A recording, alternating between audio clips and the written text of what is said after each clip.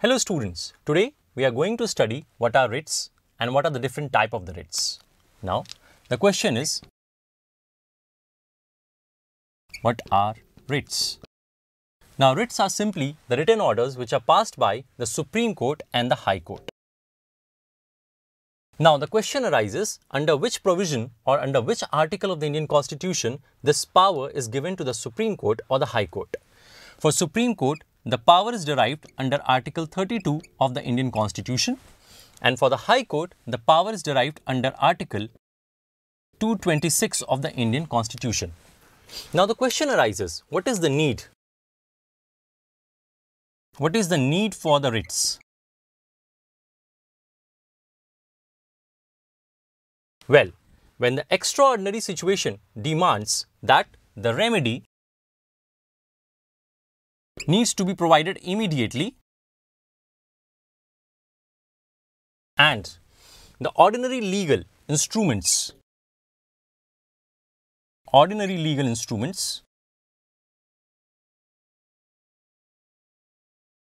becomes inadequate to deal with the situation, then we need the writs.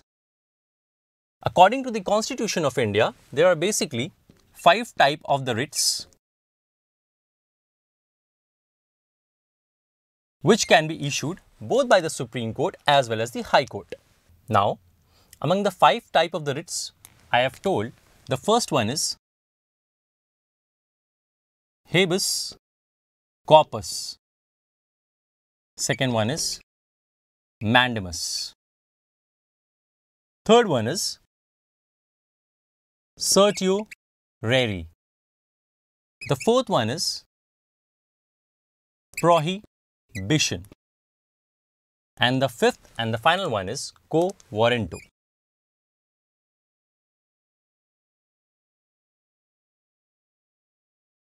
Now, before moving on to and discussing the 5 different types of the writs we have discussed, let's first discuss what is the difference between the power of issuing writs between the High Court and the Supreme Court.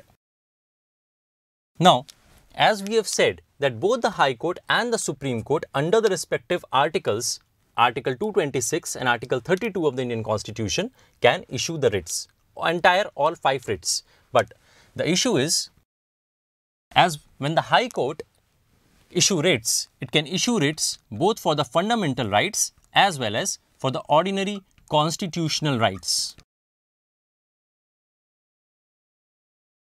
But when we talk about the Supreme Court, it can issue writs for fundamental rights. Now, we can see that the width which is given to the High Court in the Constitution of India is certainly larger as compared to Supreme Court when it comes to ordering the writs. Now, in terms of jurisdiction,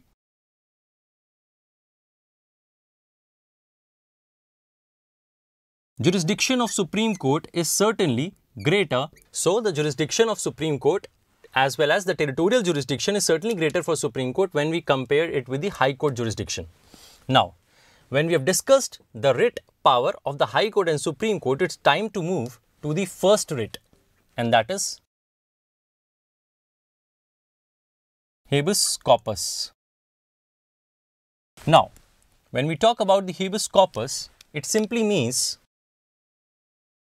to produce the body of.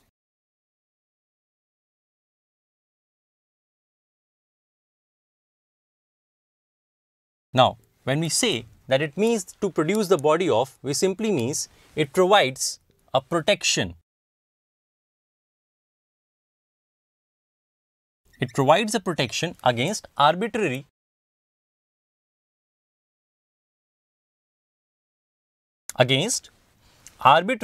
detention.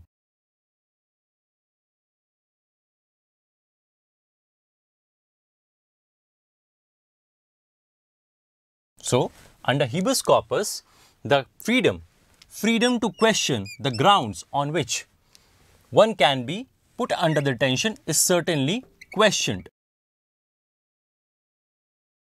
And hence, it ensures the freedom of liberty for the individual under the Indian Constitution. Right. Now, we need to see the grounds. Grounds on which it can be applicable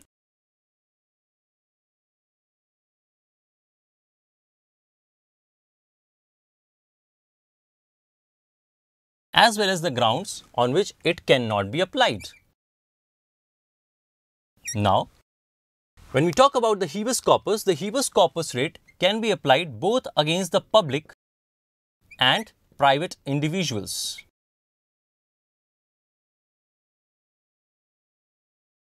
Now, when we talk about those bodies or those cases where it cannot be applied, it simply includes the cases which involve the contempt of court,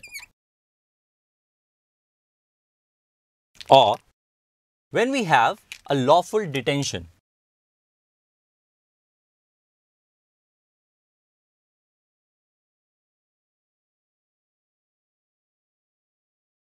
or when it is outside jurisdiction of court.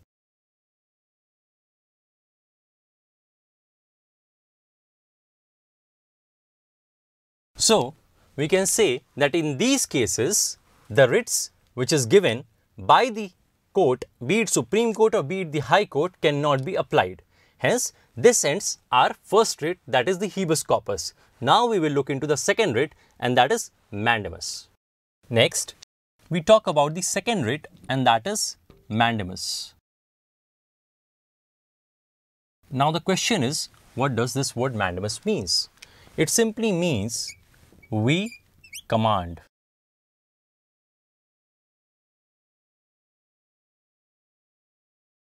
Now, here we need to understand that who commands. It's basically the judiciary commands to the public official.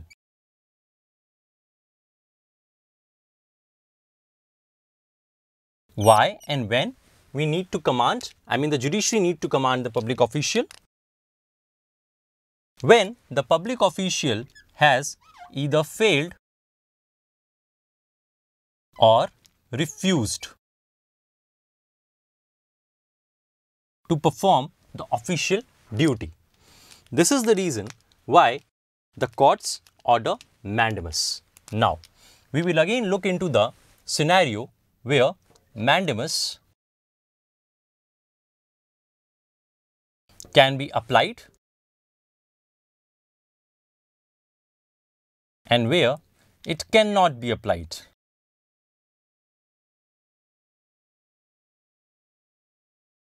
Well, it can be applied over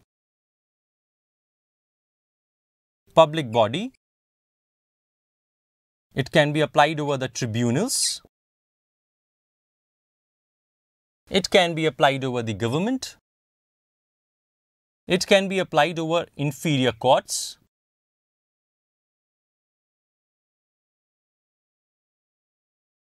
and it can also be applied over the corporations.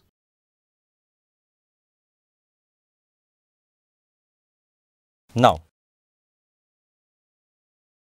we need to look into what are the conditions or who are the officials on which the mandamus cannot be applied. Now, private individuals. Yes, in case of private individuals, the court cannot order the writ of mandamus. Then, in the case of president or governor, it cannot be applied. Then, in the case of Chief Justice of the High Court, when he or she is performing the judicial duty.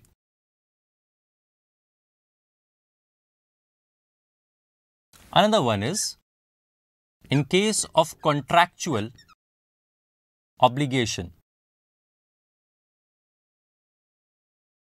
And the last but not the least is certainly when there is a discretionary duty to be performed.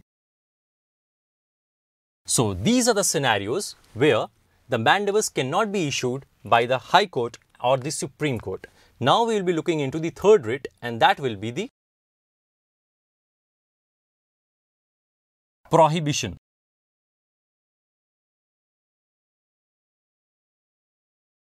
Now, what does this word prohibition means? It simply means to forbid. Now, why the court, be it High Court or Supreme Court, needs to pass the order of prohibition or to forbid them from performing their functions, right? Whenever any lower court exceeds their jurisdiction,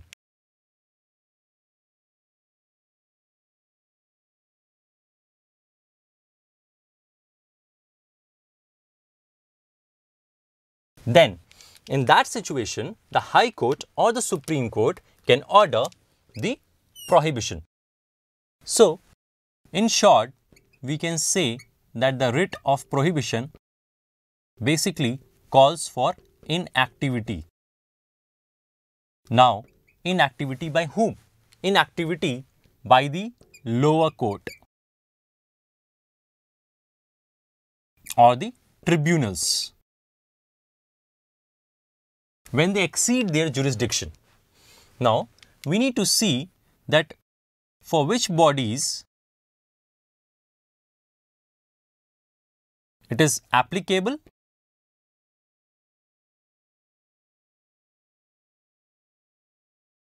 and for which bodies it is not applicable.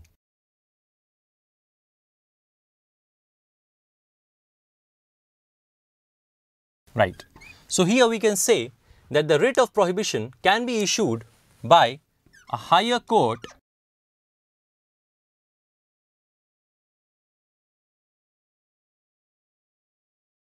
against any lower court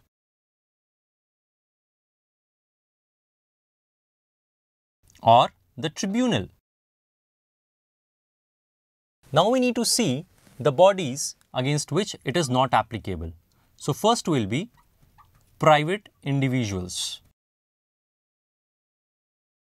Second will be the legislative bodies.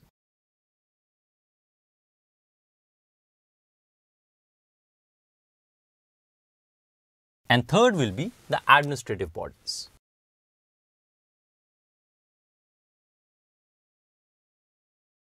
Hence, we can see that the writ of prohibition cannot be issued against the private individual, against the legislative body or against the administrative bodies. Now, this completes our third writ, and that is prohibition. Now, we should move to the fourth writ, and that is certiorari. Now, what does this writ of certiorari means? It simply means to be certified. Now, when does the Supreme Court as well as the High Court issue the writ of certiorari? Whenever any court or quasi-judicial bodies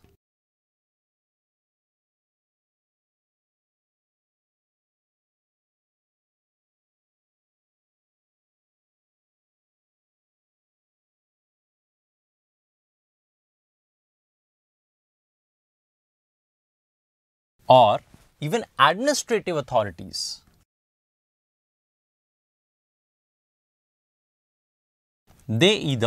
it is available in case of lack or excess of jurisdiction or even in the case of wrong or the errorful application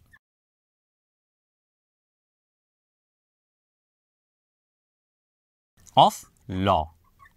In these situations where the court either exceeds its jurisdiction or it does not apply to its jurisdiction properly, or in the case where the law is applied wrongfully. In all these three cases, certainly the Supreme Court and the High Court can issue the writ of certiorari.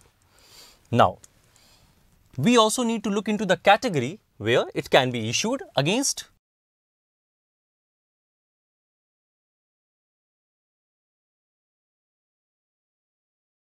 and against whom it cannot be issued. Right. Now, the writ of certiorari, as I have already told above, can be issued against the courts, the quasi-judicial bodies, as well as the administrative authorities. Now, coming on to the bodies against whom the writ of the certiorari cannot be applied is, and once again, it is the private individual against whom this writ cannot be applied, and secondly, it is the legislative body against whom this writ cannot be applied. So, we can see with the certiorari, it is both preventive and curative. Right? So, as we have seen, the writ of the prohibition only prevents the lower court from exercising their jurisdiction. But in the writ of the certiorari, it is both preventive as well as the curative. Now, the fifth writ is quo warranto. Now, when is this writ issued? When the person claims for the legality of ownership to a particular public office.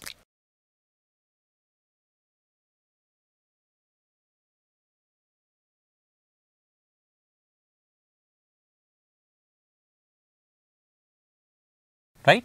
So, in case when an individual claim for a particular public office and the claim is certainly legal, then the case can be issued the writ under quo warranto.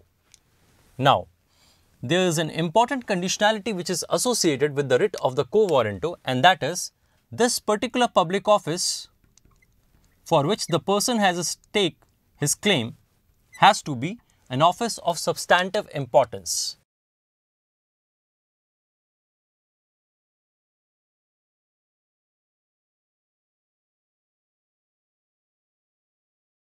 Right. Now, when I say it has to be an office of substantive importance, it simply means it should be a body or an office which is created by statute or mentioned in the Constitution.